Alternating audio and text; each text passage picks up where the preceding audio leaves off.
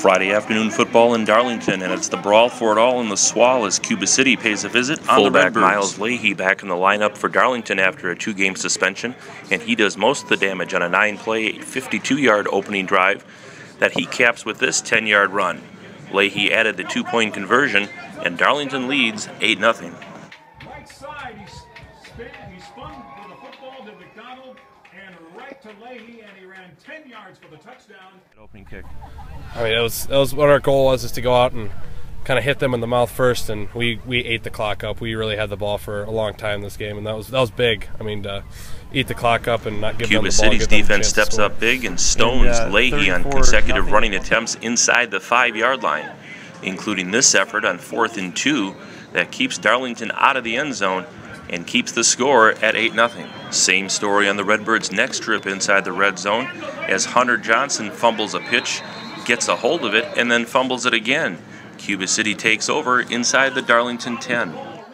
But Preston Dressler and the Cubans' offense could never get untracked against a swarming Darlington D.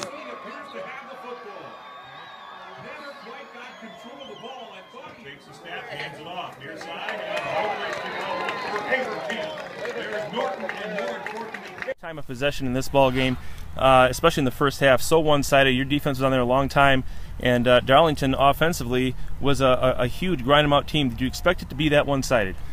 No, you never expect to be one-sided. Obviously, we didn't see that fullback on tape the last 2 games. He was their difference maker, Leahy. I didn't know what happened the previous 2 games, but kid came out tough. He came out tough, and you know, if you watch other things, our guys were there to make plays, but they just bullnose us over. And you look at outside, you know, we did a good job, but then they come back with a counter.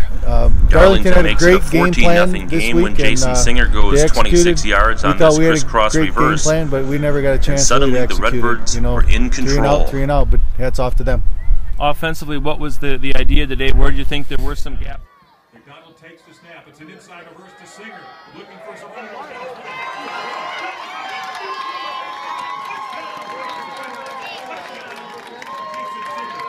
To kind of go up 2 scores.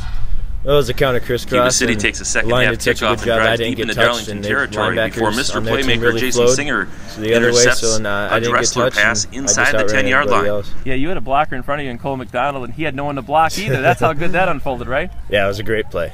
Great play indeed, and the time of possession. Shotgun for Dressler, back to pass. Hernandez gets away to the right side, throws in the run, and it is intercepted.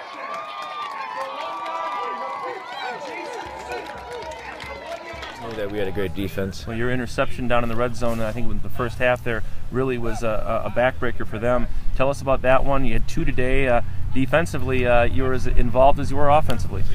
Well, I was man on the slot receiver, and he did a crossing route, and Dressler underthrew him a bit, so I had to make a sliding interception. So it just worked out that way.